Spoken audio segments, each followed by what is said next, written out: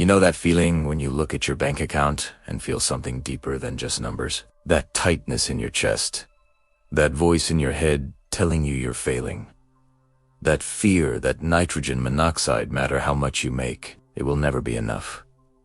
Money isn't just currency. It's wrapped up in who you think you are. In your worth. In your safety. In your freedom. And that's exactly why you struggle with it. Most people think their money problems are about math. Not enough coming in. Too much going out.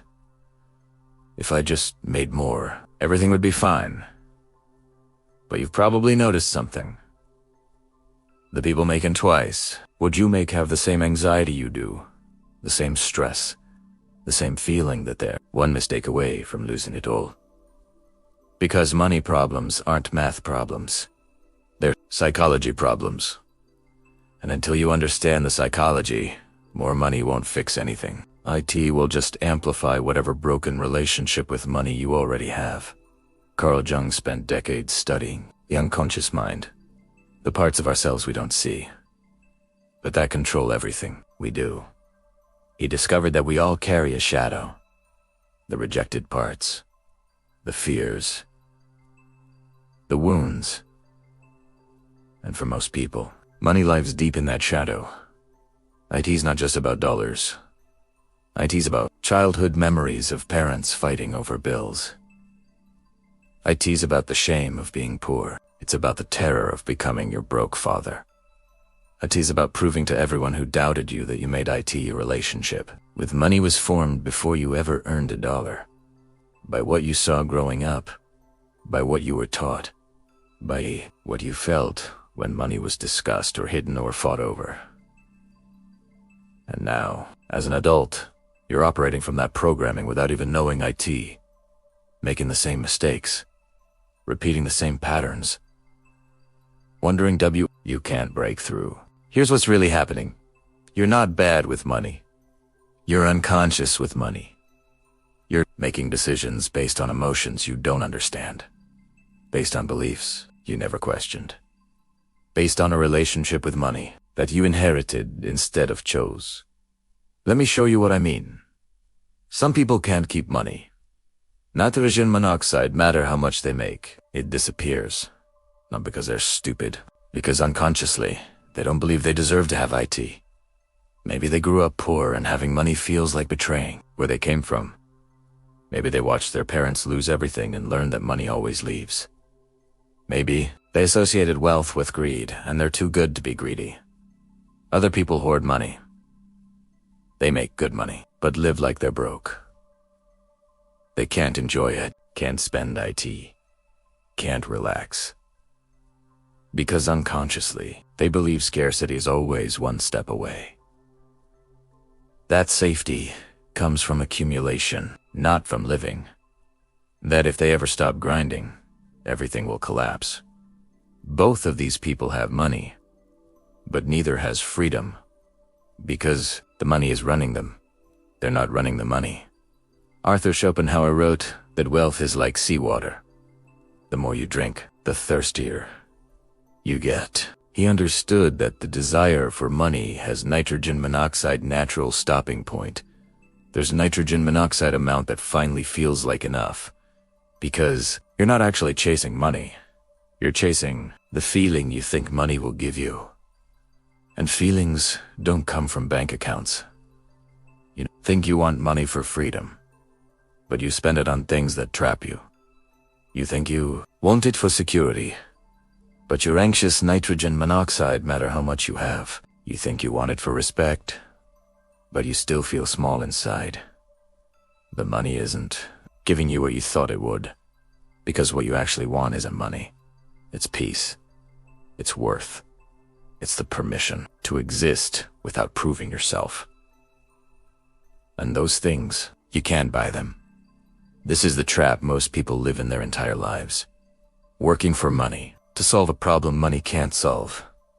Sacrificing time they'll never get back. Damaging relationships.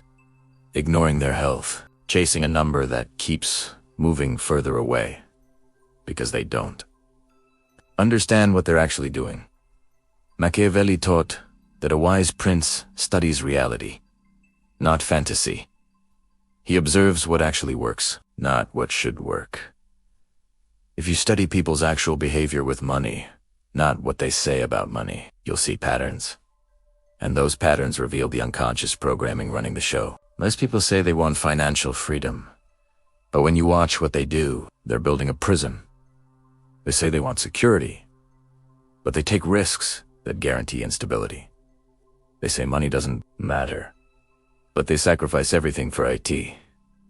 The words and the actions don't match, because the conscious mind doesn't know what the unconscious mind is doing. Here's the question that changes everything.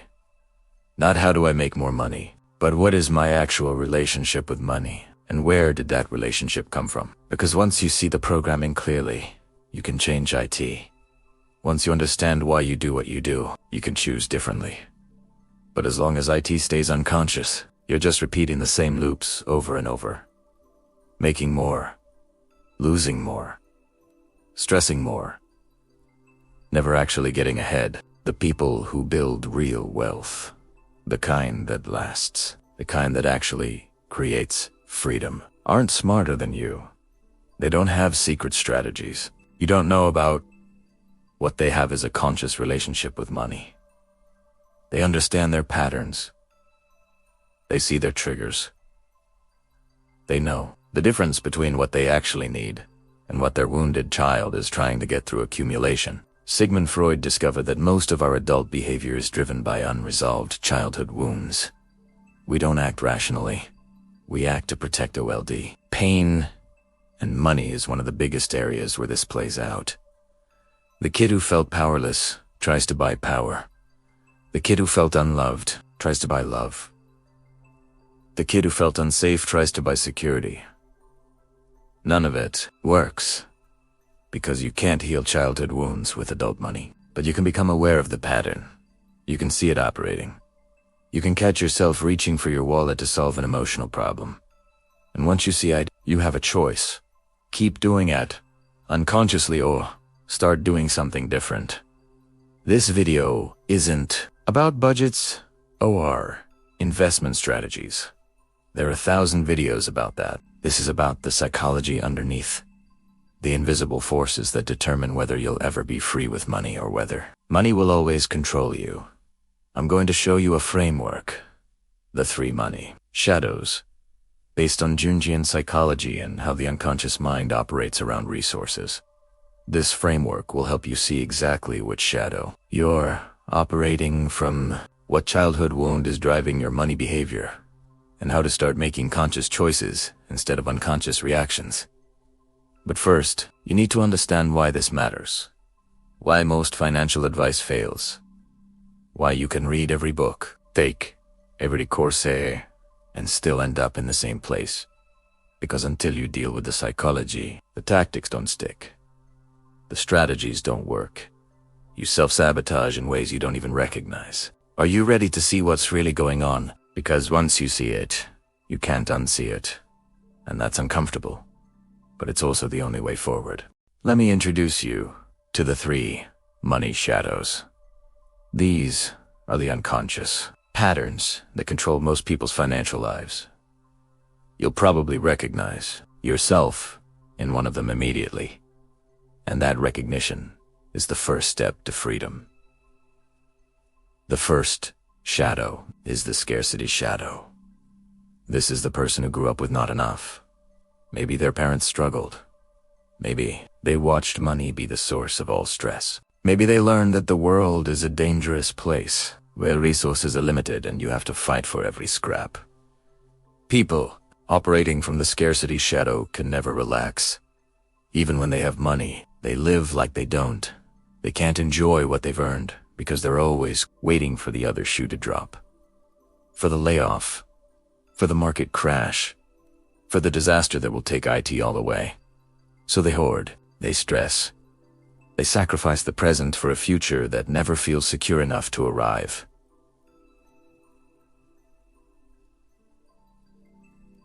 Marcus Aurelius wrote that we suffer more in imagination than in reality.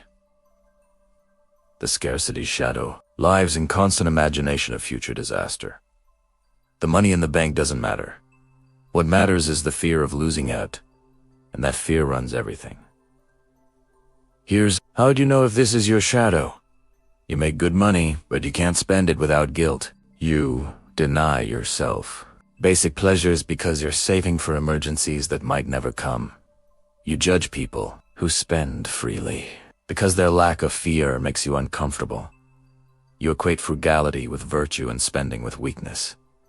Your relationship with money is based on fear, not freedom. The second shadow is the proving shadow. This is the person who uses money to demonstrate worth. Maybe they grew up feeling less than. Maybe they were poor and got made fun of. Maybe their parents judged success purely by financial achievement. Maybe they felt invisible and learned that money makes people notice you. People operating from the proving shadow can never have enough. Not because they enjoy luxury.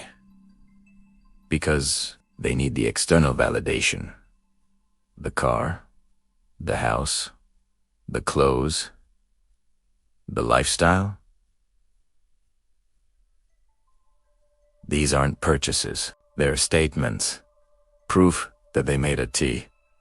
That they're somebody. That they deserve respect.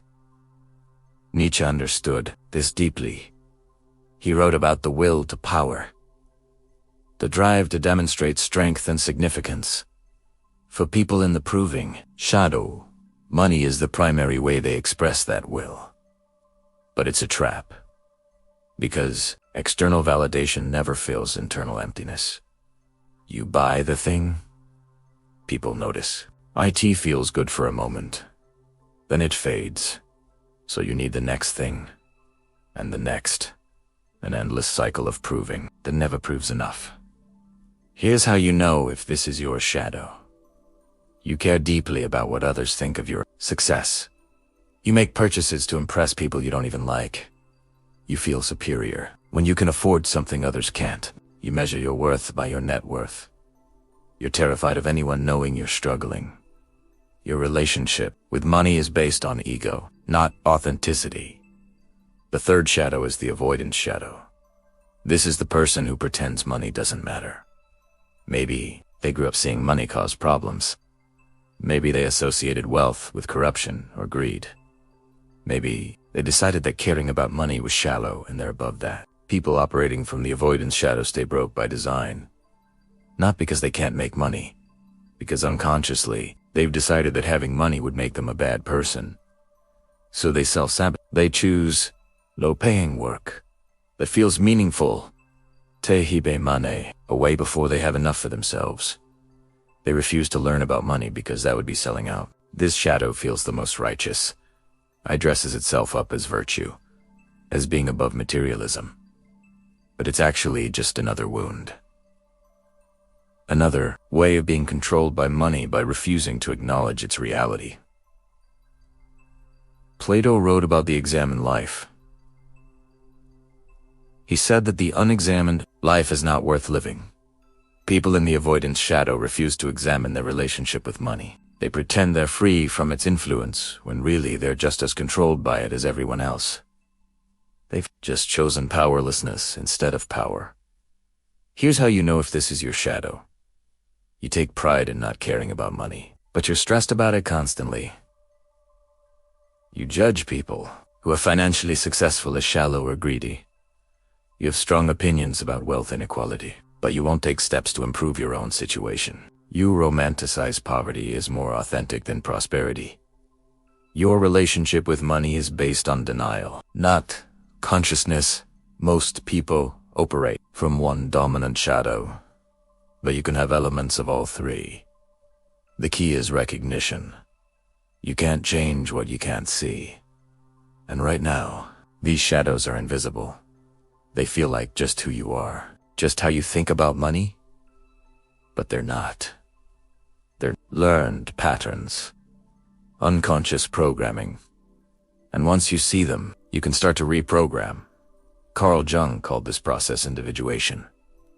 Becoming conscious of the unconscious.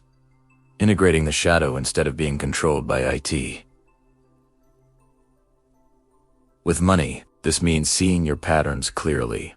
understanding where they came from, and then making conscious choices instead of unconscious reactions. Let me give you an example. Someone in the scarcity shadow sees a great investment opportunity. Their conscious mind knows it's smart, but their unconscious mind screams danger, risk, potential loss. So they don't invest. They tell themselves they're being responsible, but really, they're being controlled by old fear. Someone in the proving shadow gets a bonus. Their conscious mind knows they should save it, but their unconscious mind says this is your chance to show everyone you're successful. So they buy something impressive. They tell themselves they deserve it, but really, they're feeding an endless need for external validation. Someone in the avoidance shadow has an opportunity to increase their income. Their conscious mind knows they need the money, but their unconscious mind says caring about money makes you shallow, so they don't pursue it.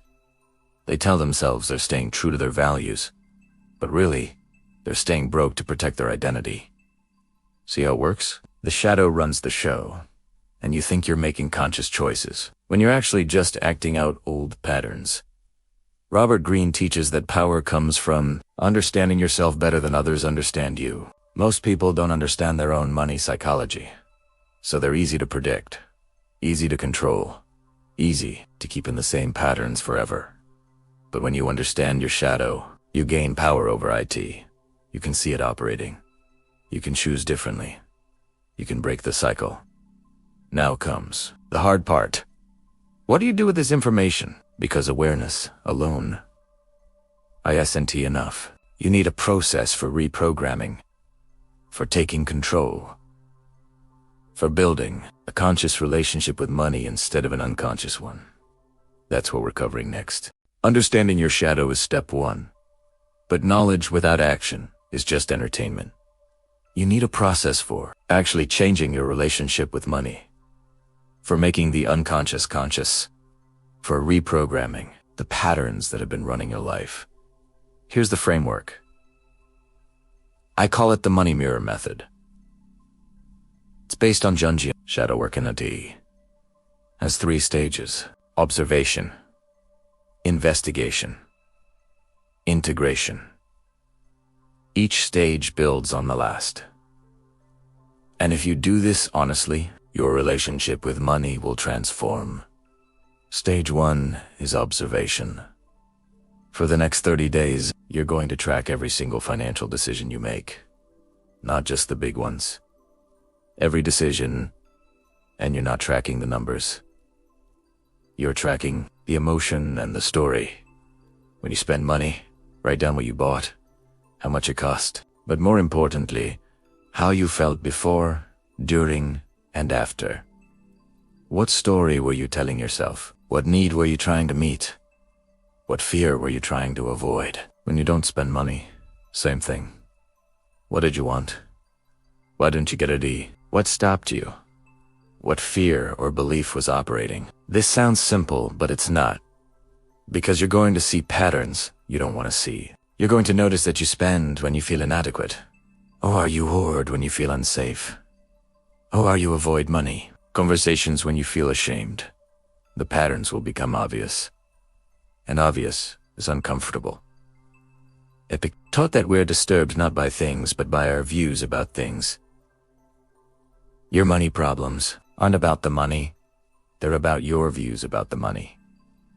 An observation reveals those views clearly. Most people skip this step.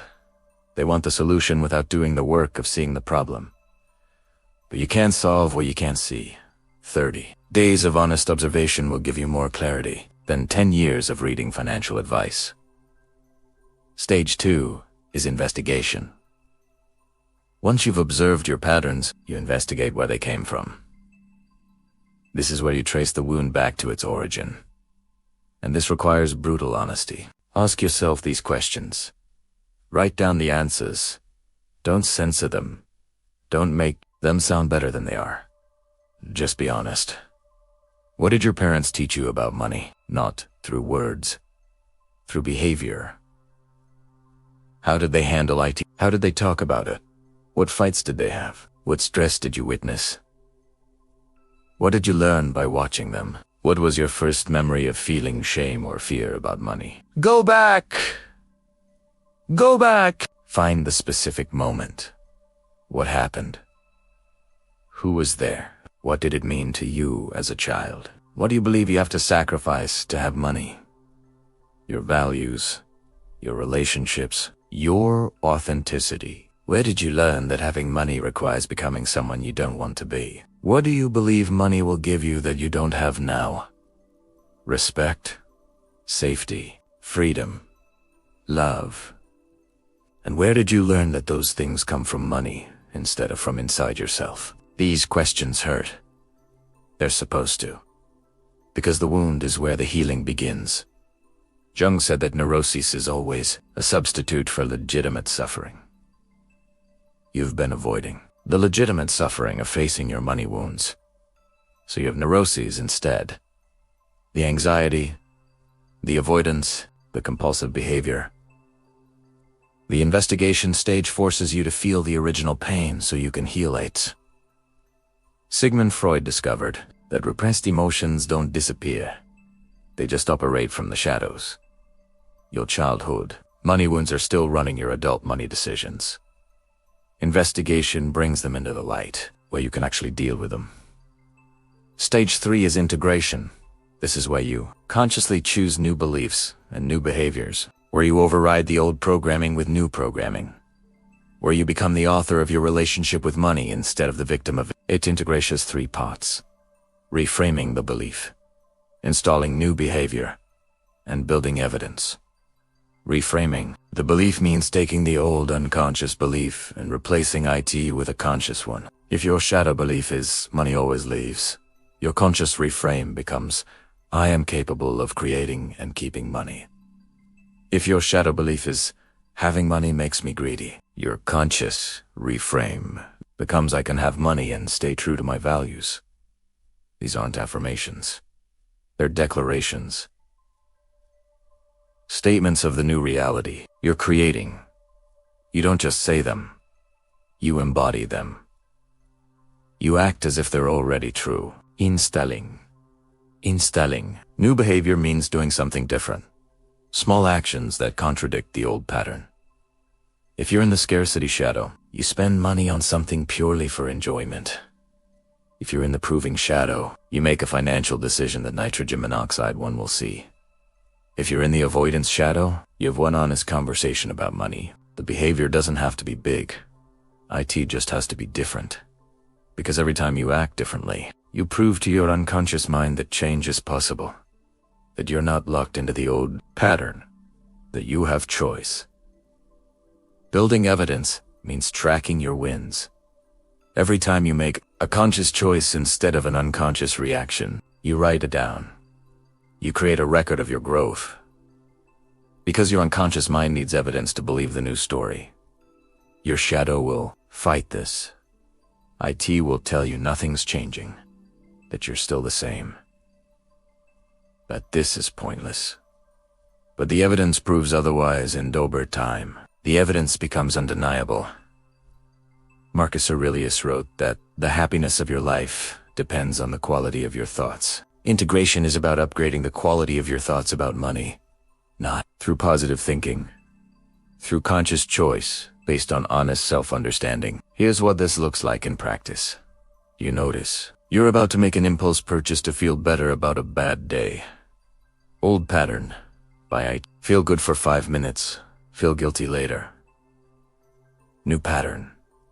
Pause. Recognize the emotion. Ask what you actually need. Maybe you need rest. Maybe you need connection. Maybe you need to feel your feelings instead of buying them away. You don't shame yourself for the impulse. You just see it clearly. You understand where it came from, and you choose differently. That's integration. That's freedom. That's what it means to have a conscious relationship with money instead of an unconscious one. But integration isn't a one-time thing. IT's a daily practice. Every day, you'll face moments where the old pattern wants to take over. And every day, you choose. Sometimes you'll choose the old way. That's fine. You're human. But more and more, you'll choose the new way. And slowly, the new way becomes your default. The conscious becomes unconscious. But this time, it's unconscious by choice, not by conditioning. Now let me show you what life looks like on the other side of this work. When you heal your relationship with money, everything changes. Not because you suddenly become rich, because you stop being controlled. You stop making decisions from fear, from ego, from old wounds. You start making decisions from clarity, from consciousness, FROM, actual choice. And that changes everything. Let me paint you a picture. You look at your bank account and you just see numbers, not your worth, not your safety, not proof of anything, just information. You can see a low balance without spiraling into panic. You can see a high balance without needing to prove anything with IT. The number doesn't define you anymore. IT just informs you. You make financial decisions based on your actual values and goals, not based on what you think you should want, not based on what will impress others, not based on what will temporarily make you feel safe. You ask yourself, does this serve my life? And you trust your answer. You can spend money without guilt, not recklessly, consciously. You can buy something you enjoy and actually enjoy it, without the voice saying you should have saved IT, without the shame, without the second guessing, because you've decided it's worth IT. And that's ENOUGH. You can save money without fear. You're not hoarding against imagined disaster. You're building toward actual goals. You know, you're saving. You know what enough looks like. You're not chasing a moving target. You've defined IT. And when you hit IT, you'll know you can talk about money honestly, with partners, with friends, with yourself. You're not ashamed of how much you have or don't have. You're not defensive. You're not performing. You're just honest. This is where I am. This is where I'm going. This is what I need to figure out. This is freedom. Not having unlimited money. Having a conscious relationship with whatever money you have. Nietzsche wrote about the Übermensch, the person who has overcome themselves, who has transcended the herd mentality and created their own values. When it comes to money, most people are part of the herd. They want what they're told to want. They fear what they're told to fear. They measure success the way they're told to measure IT. But when you do this work, you leave the herd. You define your own relationship with money. You decide what enough means. You decide what wealth looks like. You decide what you're willing to sacrifice and what you're not. You become sovereign. And sovereignty is the ultimate wealth. Let's be honest about something. This work is uncomfortable. Looking at your shadows, tracing your wounds, changing your patterns. It's easier to just keep doing what you've always done. Easier to blame the economy. Blame your circumstances. Blame anything except your own unconscious programming. But easy keeps you stuck. And if you're watching this, you're tired of being stuck. You're ready for something different. Even if that something is harder. Jordan Peterson talks about voluntary suffering. The idea that you should choose your suffering, because suffering is inevitable. You can suffer unconsciously, as a victim of your patterns, or you can suffer consciously, as someone doing the work to break free. Both hurt, but only one leads somewhere. This work is voluntary suffering. IT's choosing to face what you've been avoiding. Choosing to see what you haven't wanted to see. Choosing to change what's been keeping you trapped. And yes, IT hurts, but it's pain with purpose. Pain that leads to freedom. Here's what most people don't understand. Your money wounds aren't just about money. They touch everything. Your relationships, your career, your sense of self. When you heal your relationship with money, you heal these other areas too, because it's all connected. The person in the scarcity shadow isn't just hoarding money. They're hoarding everything. Love, trust, vulnerability. They can't relax into anything because they're always braced for loss. Healing the money shadow opens their entire life. The person in the proving shadow isn't just performing with money. They're performing everywhere. Every relationship is transactional. Every achievement is for external validation. They can't just be. They're always becoming. Healing the money shadow lets them stop performing and start living. The person in the avoidance shadow isn't just avoiding money. They're avoiding power, responsibility, their full potential. They stay small in every area because big feels dangerous. Healing the money shadow gives them permission to expand. See, it's never just about money. It's about freedom, about consciousness, about becoming who you actually are instead of who your wounds made you. Carl Jung said, "The privilege of a lifetime is to become who you truly are." But you can't become who you truly are while your shadows are running the show, while unconscious programming is making your decisions, while childhood wounds are dictating your adult life.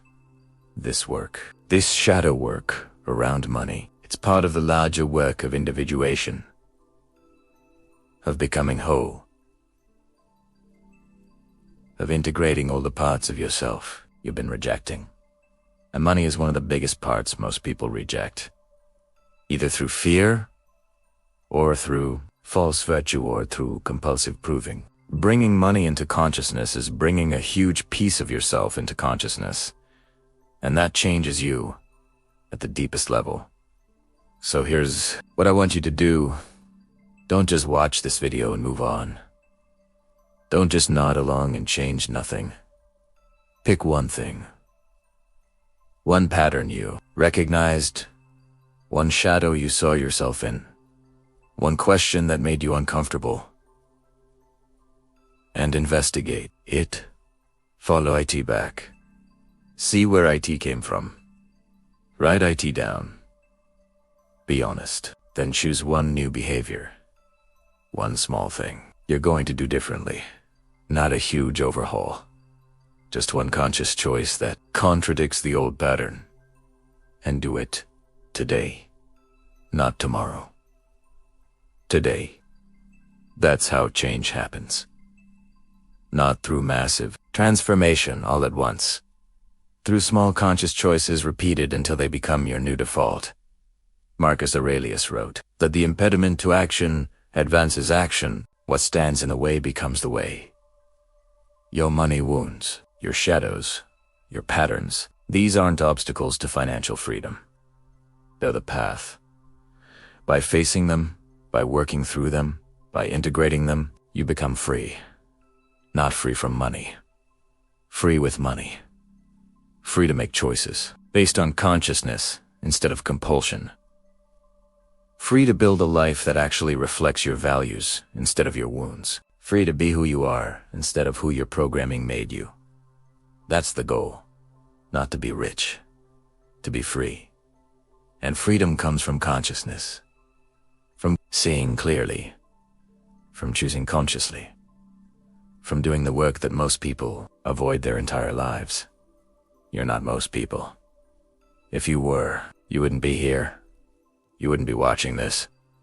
You wouldn't be willing to look at the uncomfortable truth. So don't waste that willingness.